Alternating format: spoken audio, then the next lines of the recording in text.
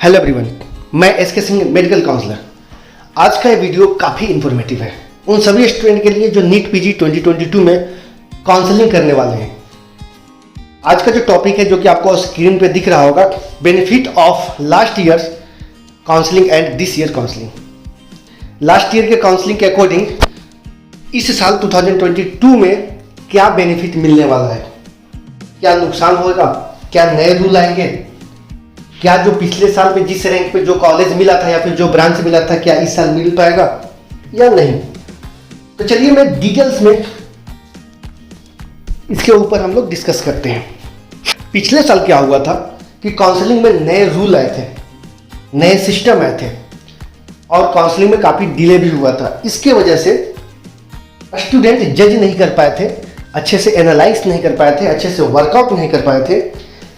इसके वजह से अच्छे रैंक के बावजूद भी उनको अच्छा कॉलेज या फिर अच्छा ब्रांच नहीं मिल पाया।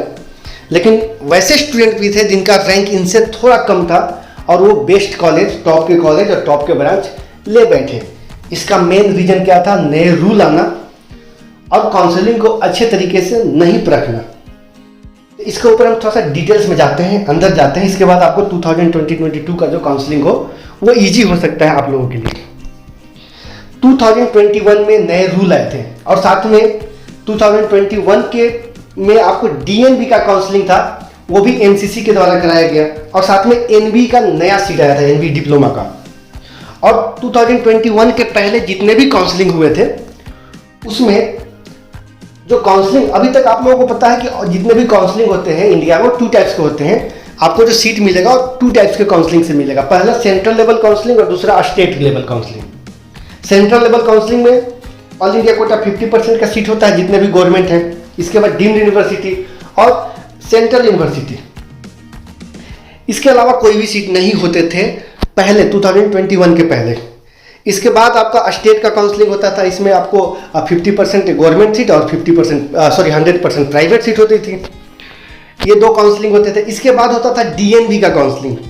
जब ये दोनों काउंसलिंग फिनिश होता था तो डीएनबी का काउंसलिंग स्टार्ट होता था। तो जिनको ऑल इंडिया कोटे से या फिर अपने स्टेट के काउंसलिंग से सीट नहीं मिलता था और डीएनबी की तरफ जाते थे, डीएनबी में सीट लेते थे। लेकिन 2000 और एक और प्रोसेस होता था पहले कि ऑल इंडिया कोटे की जो काउंसलिंग होती थी, ऑल इंडिया कोटा 50% का, इसका राउंड 1 और राउंड 2 दो ही राउंड होते थे। इसके बाद जो भी सीटें वैकेंट रह जाती थी वो रिस्पेक्टेड स्टेट के रिस्पेक्टेड इंस्टीट्यूट्स को ट्रांसफर कर दी जाती थी और वो सीट जाके स्टेट कोटे की काउंसलिंग के मॉप अप राउंड में एड ऑन हो जाते थे। लेकिन 2021 में ये सारा रूल चेंज हो गया। जो 2021 में जो काउंसलिंग प्रोसेस स्टार्ट हुआ वो सेंट्रल लेवल काउंसलिंग के अंदर डीएनबी भी आ गया और साथ में एक एनबी डिप्लोमा का नया कोर्स भी ऐड ऑन हो गया। और इसमें जो पहले जो ऑल इंडिया कोटे की राउंड 1 और राउंड 2 यानी कि 2 ही राउंड होते थे, लेकिन 2021 से इसे 4 राउंड में 4 राउंड होने लगे। Round 1, round 2, mop up round और स्टे वैकेंसी राउंड। यानी कि जो राउंड 2 के बाद जो भी सीटें बचती थी पहले ट्रांसफर की जाती थी रिस्पेक्टेड स्टेट के रिस्पेक्टेड इंस्टीट्यूट्स को, लेकिन 2021 से ऐसा नहीं हुआ। और साथ में जो सीट ब्लॉकिंग होते थे, जिनको राउंड 1 या राउंड 2 में सीट मिल चुका होता है और फाइनली ज्वाइन कर लिए होते थे, वो अपने स्टेट में पार्टिसिपेट नहीं कर पाते थे। तो इसमें भी कहीं ना कहीं जो एमसीसी काउंसलिंग कराई वो स्ट्रिक्टली नहीं कराई। इसके वजह से स्टूडेंट जज नहीं कर पाए। तो हम अगर पिछले साल का अगर काउंसलिंग देखेंगे, पिछले साल का अलॉटमेंट देखेंगे, तो इसको देखते हुए अगर आप काउंसलिंग करेंगे तो फंस सकते हैं, क्योंकि इस साल भी काफ़ी चेंजेज होंगे। जिस तरीके से पिछले साल काउंसलिंग काफ़ी विवाद में रहा था, काफ़ी पीआईएल दर्ज हुए सुप्रीम कोर्ट में, क्योंकि काउंसलिंग ढंग से नहीं कराई जा रही है। इसके वजह से काफ़ी डिले हुआ था। तो उस गलती को फिर से एमसीसी दोहराना नहीं चाहेगा, तो काफ़ी इसमें भी आपको रूल चेंज होंगे। और साथ में एक और पॉइंट मैं आपको बता दूं, 2021 में जो काउंसलिंग स्टार्ट हुआ था all India quota central level counselling, इसमें आए थे all India quota 50%, NB diploma, DNB, deemed university और सेंट्रल यूनिवर्सिटी। अब इसमें जब काउंसलिंग स्टार्ट हुआ तो जितने भी स्टूडेंट्स वो कन्फ्यूज हो गए। जिनको डीएनबी का भी सीट चाहिए था या बॉर्डर लाइन पे थे, उन्हें लगा कि हमें डीएनबी का सीट मिलेगा तो भी लेंगे या फिर एमडीएमएस का सीट मिला उसे उठा लेंगे। लेकिन उनका ऐसा स्कोर था कि उनको एमडीएमएस का सीट मिल सकता था, लेकिन वो डर गए कहीं ना कहीं। राउंड 1 में या फिर राउंड 2 में जिन्हें डीएनबी का सीट मिल चुका था और वो फाइनल उसे कर चुके थे, सिक्योर कर चुके थे।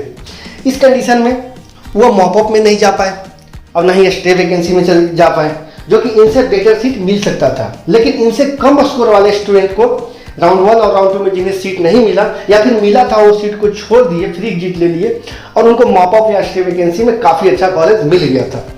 तो ये कहीं ना कहीं आप लोग अच्छे से एनालाइज नहीं किए थे या फिर डर गए थे, इस कंडीशन में उनको गलत सीट मिला और इस गलत सीट मिलने का खमियाजा आपको 2022 में मिलने वाला है। जितने भी स्टूडेंट को एनबी डिप्लोमा के अंदर सीटें मिल चुकी थी और डीएनबी के अंदर सीटें मिले थे या फिर एमडीएमएस के अंदर सीटें मिले थे और जो उनका डिजायर ब्रांच था और जो डिजायर कॉलेज चाहिए था जिस लेवल का, उस लेवल का कॉलेज नहीं मिला और वैसे स्टूडेंट 2022 में एग्जाम में पार्टिसिपेट लिए हैं और इस कंडीशन में वो जो पिछला सीट मिला था 2021 में उस सीट को छोड़ेंगे और वो जाएंगे 2022 के काउंसलिंग में।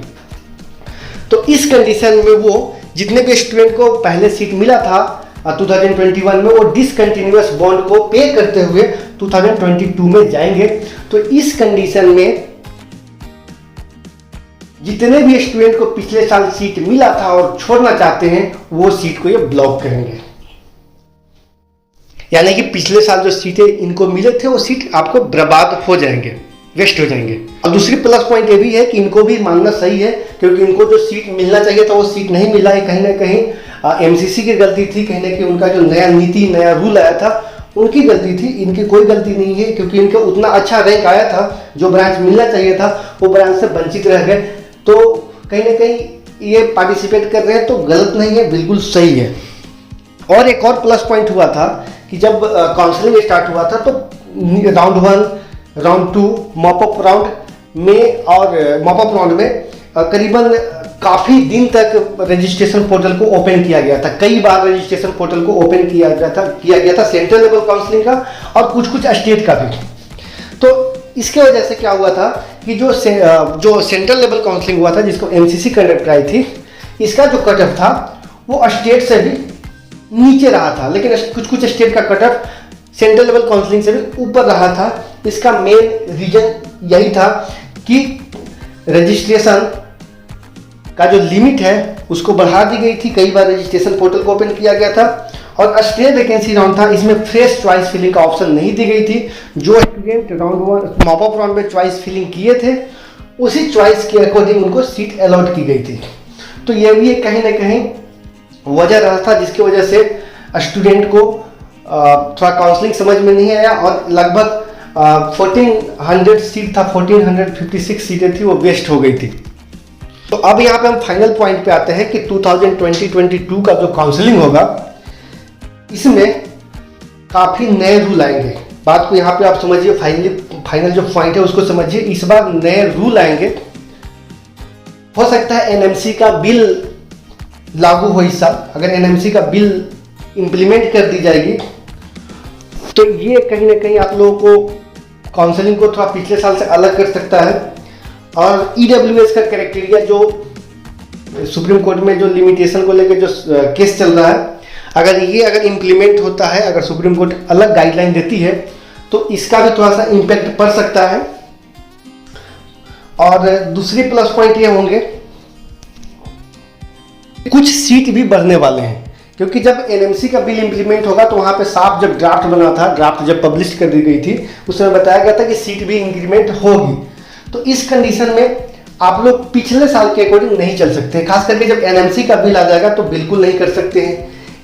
जब ईडब्ल्यूएस का जो रूल है, जो क्राइटेरिया है, लिमिटेशन है, अगर इसमें अगर बदलाव आता है तो भी थोड़ा सा जो ईडब्ल्यूएस कैंडिडेट जनरल कैंडिडेट हैं ये थोड़ा सा अनबैलेंस हो सकते हैं।